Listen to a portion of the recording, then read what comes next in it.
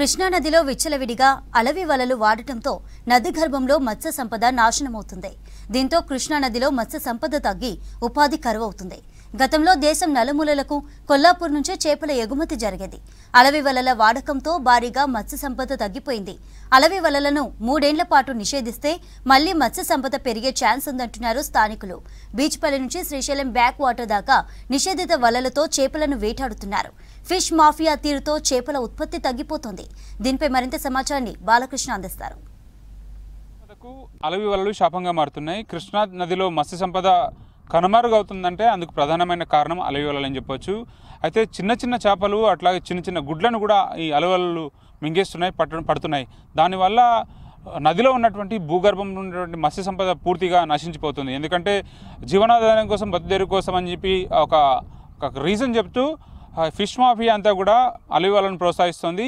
కృష్ణా తీరం వెంబడి వందలాది అలవి వలలే కనిపిస్తాయి. తీరం పొడవునా ఎటు చూసినా కూడా వందలాది అలవి వలలు ఉన్నాయి. దానివల్ల కృష్ణా నది భూగర్భంలో ఉన్నటువంటి మత్స్య సంపద అంతా కూడా పూర్తి స్థాయిలో నశించిపోవడం వల్ల ప్రొడక్టివిటీ అనేది క్రమక్రమంగా తగ్గుతూ వస్తుంది. దీనివల్ల మత్స్యకారులపైన ఈ ప్రభావం పడుతుంది. ఆదాయం అనేది పూర్తి స్థాయిలో తగ్గిపోయిందని చెప్పవచ్చు. గతంలో ఎక్స్పోర్ట్ అయితే భారీ స్థాయిలో జరిగేది. అటు వెస్ట్ బెంగాల్కి అంటే కలకత్తా లాంటి సిటీస్కి కొల్లాపూర్ నుంచి ఎక్స్పోర్ట్ అయ్యే చేపలు క్రమక్రమంగా ప్రొడక్టివిటీ తగ్గడం వల్ల కేవలం కొల్లాపూర్ నుంచి హైదరాబాద్ వరకు మాత్రమే పరిమితమయ్యాయి. గతంలో దాదాపు ఒక్కొక్క కంపెనీ నుంచి 1000 టన్నుల వరకు ప్రొడక్షన్ వచ్చేది, చేపల వేట సాగేది. దానివల్ల మంచి ఆదాయం పొందేవాళ్ళు. కొన్ని కోట్లలో జరగాల్సిన వ్యాపారం కేవలం ₹1,00,00,000 వరకు మాత్రమే పరిమితమైందంటే దానివల్ల అలవి వలల ప్రభావం ఏ విధంగా ఉందో క్లియర్గా అర్థమవుతుంది. ముఖ్యంగా కృష్ణా నదిలో 100 కిలోమీటర్ల మేర పాలమూరు జిల్లాలో ప్రవహిస్తుంటే అటు జూరాల బ్యాక్ వాటర్ అట్లాగే శ్రీశైలం బ్యాక్ వాటర్ 2 చోట్ల కూడా చేపల వేట ప్రధానంగా సాగిస్తారు. అటు మత్స్యకారులు అట్లాగే నదీ తీర ప్రాంతాల ప్రజలు ఎప్పుడైతే కృష్ణా రివర్లో సబ్మెర్జ్ అయినటువంటి విలేజెస్ ఉన్నాయో వాళ్ళకు కూడా జీవనాధారంగా చేపల వేట అనేది సాగుతూ వస్తుంది. దానివల్ల కొంతమంది సొసైటీలు ఏర్పాటు చేసుకుని సొసైటీల ద్వారా జీవనం సాగిస్తుంటే హక్కుగా ఉన్నటువంటి కొంతమంది ఆ నదీ సమీప గ్రామాల ప్రజలంతా కూడా చేపల వేట ద్వారా జీవనం సాగిస్తున్నారు.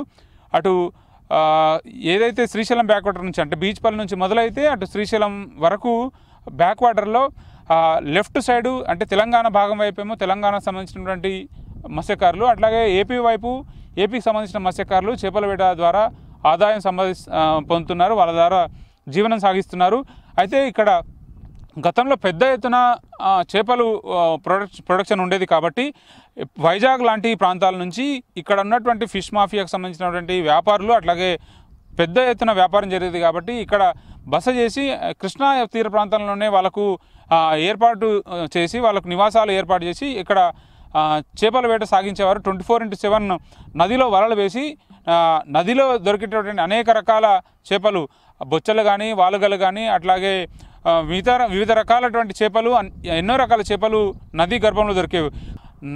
కృష్ణా నదిలో అలవి వలల నిషేధాన్ని ఖచ్చితంగా ఇంప్లిమెంటేషన్ చేయాలని చెప్పి మత్స్యకారులు కోరుతున్నారు.